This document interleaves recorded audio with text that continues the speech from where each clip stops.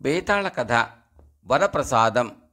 పట్టు వదలని విక్రమార్కుడు చెట్టు వద్దకు తిరిగి వెళ్ళి చెట్టుపై నుంచి శవాన్ని దించి భుజాన వేసుకుని ఎప్పటిలాగే మౌనంగా శ్మశానకేసి నడవసాగాడు. అప్పుడు శవంలోని బేతాళుడు, రాజా, నీవు ఏ అద్భుత ప్రభావాన్ని సంపాదించకోరి ఈ నిశిరాత్రి వేళ ఇంతగా శ్రమపడుతున్నావో గాని ఆ ప్రభావం చేతికి అందాక దాన్ని కాస్త ఉత్పల్లుడిలాగా విడిచిపుచ్చకు. నీకు శ్రమ తెలియకుండా ఉండగలందుకు ఉత్పల్లుడు కథ చెప్తాను విను అంటూ ఇలా చెప్పసాగాడు. నర్మదా తీరన్న అరణ్య ప్రాంతంలో ఉత్పలుడు వాడి తల్లి నివసించేవారు.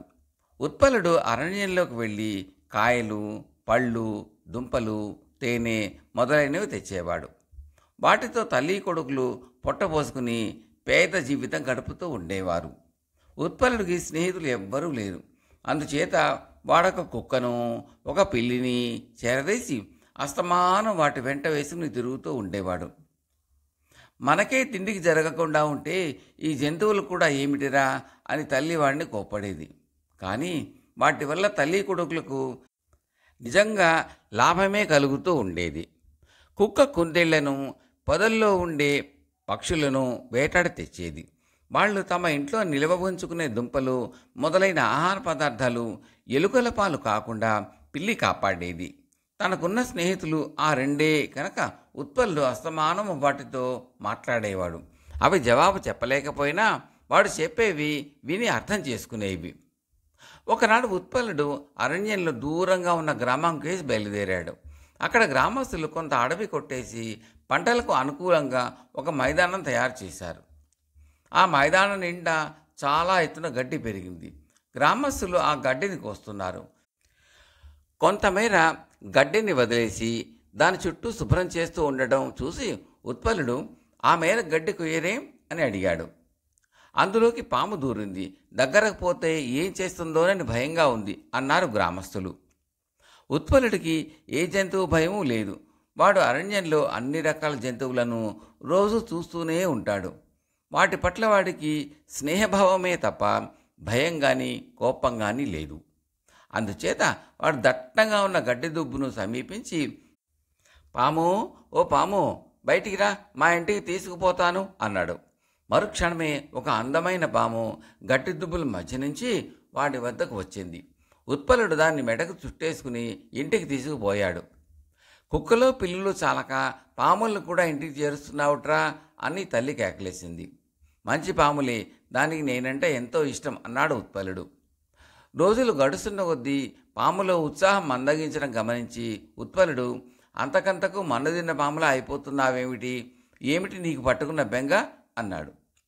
కుక్కతోనూ పిల్లితోనూ మాట్లాడినట్టే పాముతో కూడా వాడు మాట్లాడాడే కానీ అది మనిషి భాషలో తనకు జవాబు చెబుతుందని వాడు ఊహించలేదు. నేను ఒక నాగరాజు కొడుకును. మా తండ్రి తలలో మణిగల గొప్ప నాగుడు.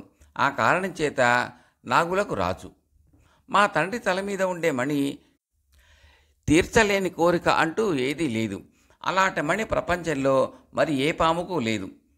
నేనొకనాడు సాటి నాగయువకులతో ఆడుకుంటూ ఉండగా గరుత్మంతుడు మమ్మల్ని చూసి రిబ్బున బాణంలాగా దిగి వచ్చాడు. నేను తప్ప మిగిలిన నాగులు అందరూ గరుత్మంతుడికి అందకుండా తప్పించుకున్నారు. నన్ను గరుత్మంతుడు కాళ్లతో పట్టుకుని ఎగురుతూ ఇటుగా వచ్చాడు. గరుత్మంతుడు ఏమరుపాటుగా ఉన్న సమయంలో నేను అతని కాలిగోళ్ల నుంచి జారి గడ్డి దుబ్బుల్లో పడ్డాను. మా ఇంటికి పోవాలని ఉన్నది, కానీ ఒంటరిగా పోలేను. దారి చాలా భయంకరమైనది, అపాయకరమైనది కూడాను. ఈ సంగతి ఇన్నాళ్ళు చెప్పావు కావే, మరి దిగులు పడకు, నిన్ను నేను ఎలాగైనా సరే మీ ఇంటికి చేరుస్తాను అని ఉత్పలుడు నాగర యువరాజును మెడలో వేసుకుని బయలుదేరాడు. సూటిగా ఉత్తరంగా వెళ్ళమని పాము అన్నది. ఉత్పలుడు చాలా రోజులు ప్రయాణం చేశాడు. కొంత దూరం వెళ్ళాక దారి మహాభయంకరంగా తయారైంది. దారికి ఊబి, ముళ్ళకంపలు అడ్డంగా వచ్చాయి. తిండి లేదు. అతను ఎన్నడూ కనీ విని ఎరగని కీటకాలు అతనిపై మూగి రక్తం పీల్చసాగాయి. అన్ని కష్టాలు సహిస్తూ ఉత్పలుడు నాగరాజు ఉండే ప్రదేశం చేరుకున్నాడు. అక్కడ అతి భయంకరమైన పాములు ఎన్నో అతనికి కనిపించాయి, కానీ అవేవి అతని జోలికి రాలేదు. అతని మెడలో ఉన్న పాము వాటితో ఏదో మాట్లాడింది. ఒక విశాలమైన ఊబి మధ్య నాగరాజు ఉండే భవనం ఉన్నది. అది ఎంతో అందంగా ఎండలో దగదగలాడుతూ ఉన్నది. ఉత్పలుడు నాగరాజును, ఆయన నెత్తిని ఉండే మణిని చూశాడు. అది సూర్యుడిలాగా కాంతులు వెదజల్లుతున్నది. తన కొడుకు తిరిగి దొరికినందుకు పరమానందం పొంది నాగరాజు ఉత్పలుణ్ణి ఏం కావాలో కోరుకోమన్నాడు. మీ శిరోమణి ఇవ్వండి అన్నాడు ఉత్పలుడు. వాడు అప్పటిదాకా జీవితంలో అసంతృప్తి అన్నది ఏనాడూ పొందనప్పటికీ ఆ మణితో తీరని కోరిక అంటూ ఉండదు అని తెలిసాక దాని సహాయంతో తీర్చుకోదగిన కోరికలు ఎన్నో వాడిలో పుట్టుకొచ్చాయి. నాగరాజు కొంచెం ఆలోచించి, నా మణిని అలాగే ఇస్తాను, కానీ ఏనాడైతే నీకు ఇది ఉపయోగపడదు అని తోస్తే ఆనాడు నాకు దీన్ని తిరిగి ఇచ్చేస్తాను అని మాట ఇయ్యి అన్నాడు. ఉత్పలుడు సరేనని నాగరాజు వద్ద సెలవు పుచ్చుకొని తను మరుక్షణంలోనే ఇంటి వద్ద ఉండాలి అని కోరుకున్నాడు. వాడి కోరిక సిద్ధించింది. మణి ప్రభావం చేత తినడానికి మంచి రుచికరమైన ఆహారము, కట్టడానికి వెలకట్టలేని బట్టలు సమస్తము అమిరాయి. ఇప్పుడు వాడు రోజు అరణ్యంలోకి పోయి అవి ఇవి తేనవసరం లేదు. అయినా ఉత్పలుడికి ఏదో అసంతృప్తి పట్టుకున్నది. వాడికి ఇప్పుడు అరణ్య జీవితం మీద రోత పుట్టింది. ప్రపంచంలోనే గొప్ప నగరాలు ఉన్నాయి, రాజభవనాలు ఉన్నాయి, ఎంతో నాగరికత ఉన్నది. తన చేతిలో మణి ఉండగా తాను అటవికుడు మళ్ళీ ఎందుకు జీవించాలని అనిపించింది. అందుచేత వాడు దివ్యమైన వస్త్రాభరణాలు ధరించి మేలుజాతి గుర్రాన్ని ఎక్కి మణిని వెంటబెట్టుకుని బయలుదేరాడు. వాడు తిన్నగా తమ దేశాన్ని ఏలే రాజుగారి ఇంటికి వెళ్ళాడు. వాడి అట్టహాసమో దర్పమో చూసి రాజు వాడికి బ్రహ్మాండమైన స్వాగతం ఇచ్చాడు. అయితే రాజుగారి కూతురు, కొలువులో ఉండే ఉద్యోగులు కూడా కొద్ది క్షణాలలోనే ఉత్పలుడు సంస్కారహీనుడైన అటవికుడు అని కనిపెట్టేశారు. ఉత్పలుడు కొద్ది రోజుల పాటు రాజుగారికి అతిథిగా ఉన్న మీదట ఒకనాడు రాజుతో, మీ కుమార్తెను పెళ్లాడదామని అనుకుంటున్నాను అన్నాడు. ఈ మాటకు రాజు నిర్ఘాంతపోయాడు. వాడి ధైర్యానికి ఏమనాలో ఆయనకు తోచలేదు. ఇన్నాళ్లుగా తన అతిథిగా ఉన్న వాడితో కుండ పగలేసినట్టు మాట్లాడటం బాగుండదు అనిపించిన ఆయన, ఇక్కడికి 3 మైళ్ళ దూరాన ఒక కొండ ఉన్నది తెలుసు కదా, దాని చుట్టూ 30,000 ఎకరాల ఊబి ఉన్నది. ఆ కొండను సగం వరకు భూమిలోకి దించి దానిపైన ఒక చలవరాతి కోట కట్టి చుట్టూ ఉండే ఊబిని పంట భూమిగా చేసినట్టయితే నువ్వు కోరినట్టు మా అమ్మాయినిచ్చి పెళ్లి చేస్తాను అన్నాడు. నువ్వు మా అమ్మాయిని పెళ్లి చేసుకోవాలంటే 1000 జన్మలు తలకిందులుగా తపస్సు చేయాలి సుమా అని అర్థం వచ్చేటట్టు చెప్పాను అనుకున్నాడు రాజు. కానీ ఉత్పలుడు అలా అర్థం చేసుకోలేదు. రాజకుమార్తెను తాను పెళ్లాడటానికి అది షరతుగా భావించి, అలాగే చేస్తాను, అదెంత పని అన్నాడు. సభలో అందరూ చాటుగా నవ్వుకున్నారు. కానీ మర్నాడు ఉత్పలుడు రాజ్యసభలో, మీరు చెప్పినదంతా చేసేశాను, మీ అమ్మాయికి నాకు పెళ్లి ఏర్పాట్లు చేయించండి అన్నాడు. రాజు, ఆయన సభలోని వాళ్ళు తెల్లబోయారు. అందరూ కలిసి బయలుదేరి వెళ్ళారు. కొండ ఎత్తు సగమైంది.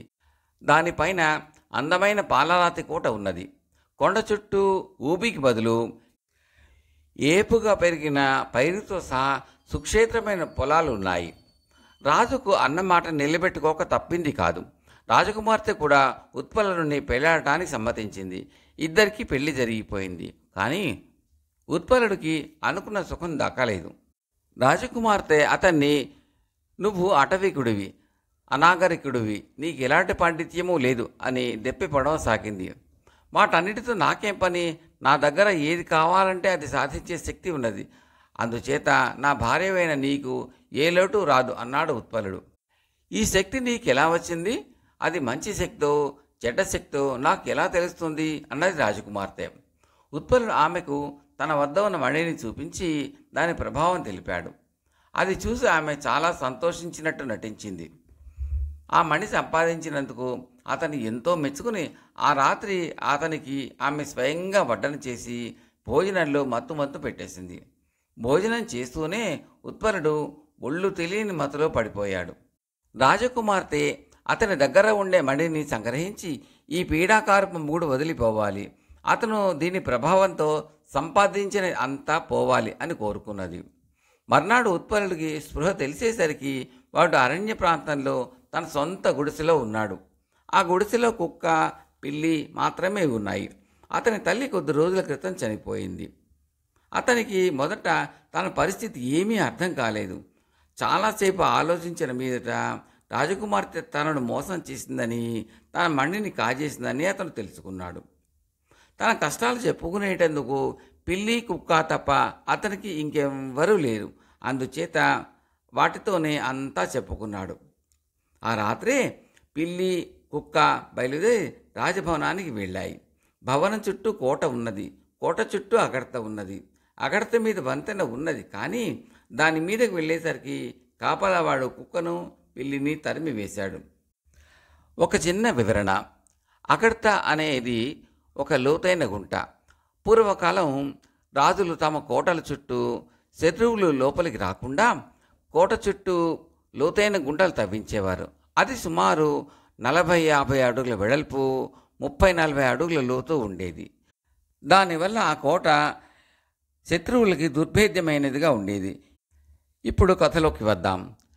పిల్లి, కుక్క రెండూ కలిసి అగడత వెనక భాగానికి వెళ్ళాయి. కుక్క పిల్లిని తన వీపు మీద కూర్చోమని అగడత ఈదింది.